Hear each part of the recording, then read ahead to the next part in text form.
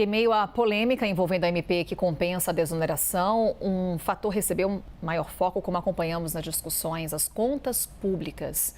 Vamos falar mais sobre esse assunto com o economista da Way Investimentos, o Alexandre Espírito Santo, que já está conosco. Tudo bom, Alexandre? Bom dia. Bom dia, Carol. Um prazer estar aqui com você e com a audiência da CNN. Prazer é nosso, Alexandre. Vou começar aqui a nossa conversa falando justamente sobre essa medida provisória que mexe com PIS e COFINS. Que a ideia foi aumentar a arrecadação diante da desoneração da folha de pagamentos. E a reação que a gente está acompanhando foi uma reação imediata, e não trazendo apenas o campo da política, mas principalmente aqui o campo da economia, Alexandre.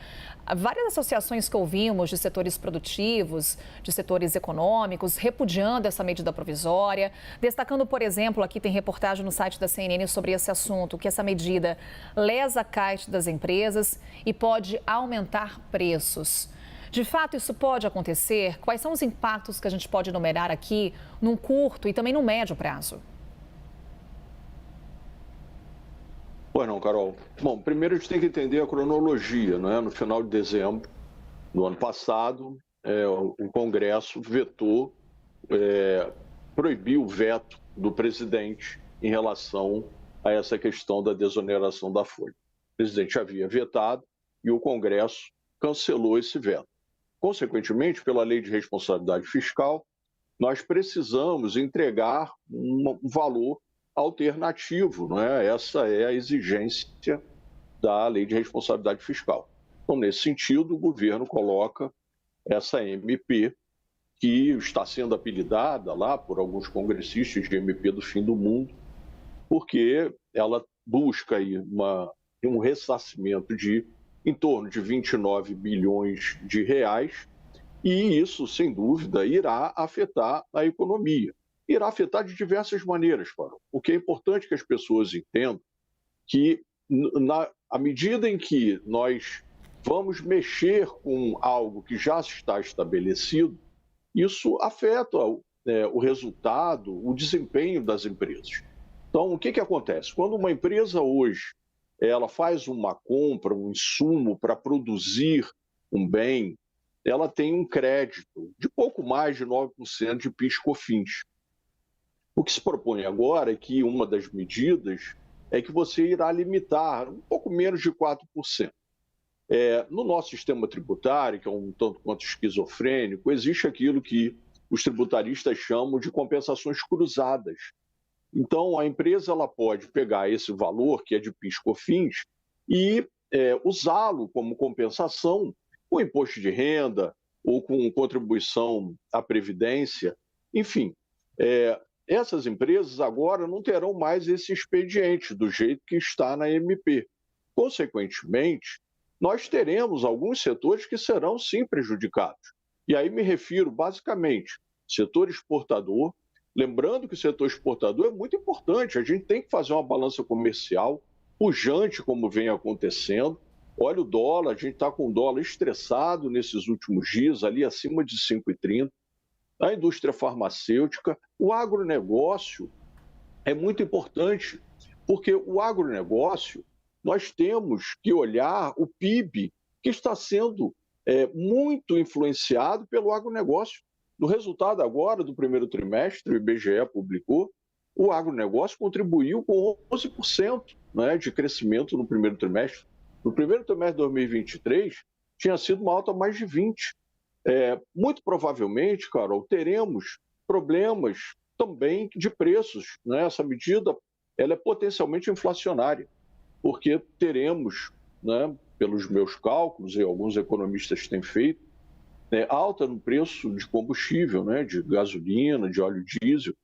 Enfim, eu vejo com muita dificuldade. Eu acho que o Congresso provavelmente vai embarrear essa medida provisória e o governo terá que negociar, né? Muito provavelmente não passará do jeito que está. Alexandre, você cita a forma como alguns parlamentares se referem a essa MP do fim do mundo. Receita Federal fala em MP do equilíbrio fiscal. Daí minha pergunta, Alexandre, como atingir então esse equilíbrio fiscal? Como fechar a conta, já que há desoneração da folha de pagamentos e o governo quer aumentar sua arrecadação? Muito boa sua colocação. O país vem enfrentando, isso não é de agora, não é deste governo, já há bastante tempo, um desequilíbrio nas suas contas, né? A gente tem um desajuste fiscal. Isso tem implicações sobre a economia, né? Por exemplo, nós temos uma relação de endividamento que é muito alta para um país com padrão de renda média como o nosso, né? Nós temos uma relação de dívida PIB de 77%. Não é? Outros países têm, né, relações maiores, sim, mas são países centrais, não é um país de renda média, repito, como o nosso. Isso implica, né, que o país precisa necessariamente se debruçar sobre essa questão. E aí, olhando sob essa ótica, me parece, mais uma vez, que o governo está indo, não é, com viés em cima de receitas e não em cima do corte de gastos. O país necessariamente precisa fazer um esforço para cortar gastos. Não é? A gente vem trabalhando com déficits, não é? O déficit primário brasileiro ele incomoda. A gente está com uma nova regra, o chamado arcabouço fiscal, porém o governo veio ele próprio reduzindo, né, o superávit que ele tinha prometido, e mais do que isso, não é? O que infelizmente acontece é que o mercado começa a questionar, né, sobre o novo arcabouço, né? Na sexta-feira, o mercado estressou. Por quê? Né? Houve ali um zum de que o governo eventualmente poderia fazer novas modificações no arcabouço. A bolsa caiu muito fortemente. A nossa bolsa é a pior bolsa este ano no mundo, a pior. Né? Tivemos o dólar ali, como eu mencionei, a 5,30, e o próprio Tesouro Direto, ele interrompeu as negociações porque a taxa de juros foi, né, as negociadas lá no mercado, foram para o maior patamar deste ano. Então, o que é necessário, infelizmente, é cortar gastos. É óbvio que ninguém gosta de cortar gastos, você chegar para o seu filho, olha, vamos ter que segurar, né? A gente não vai poder fazer essa viagem, né? Não vamos poder trocar o carro. Infelizmente, são decisões duras que as famílias tomam e o governo também precisa tomar. O grande aspecto, a meu juízo, é que a gente já tem uma carga tributária elevadíssima. Então, não podemos vir com, mais uma vez, com essa visão, né, de mexer na receita.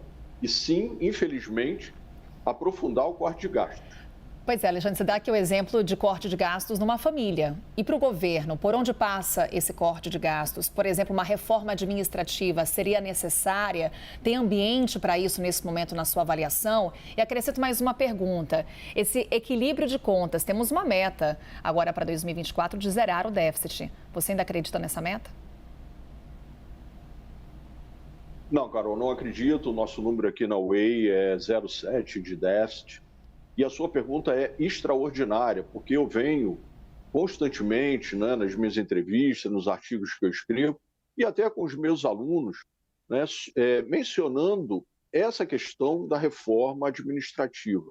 Essa reforma ela é importantíssima, não somente porque você tem a possibilidade de rever a estrutura de gastos do funcionalismo, mas também para você melhorar a qualidade, né, desse gasto. Isso é muito importante, não é só uma questão quantitativa, porém também qualitativa. Então, seria muito importante, sim, que nós fizéssemos essa reforma, porém, como você me pergunta, infelizmente não enxergo viabilidade dela acontecer agora.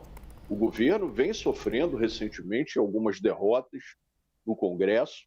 Essa MP, do jeito que está, me parece muito difícil que prospere e acho que se o governo vier agora, no ano eleitoral, porque tem um problema, né, Carol? A gente tem um ano eleitoral, as eleições são daqui a alguns poucos meses e cortar gastos nesses anos eleitorais é praticamente impossível.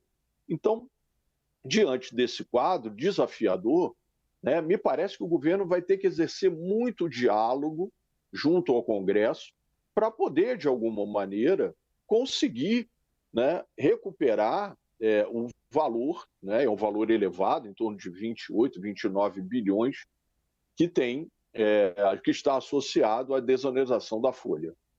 Alexandre Espírito Santo, economista da Way Investimentos, nessa conversa aqui conosco, tirando nossas dúvidas. Alexandre, muito obrigada e claro que a gente volta a conversar numa outra oportunidade.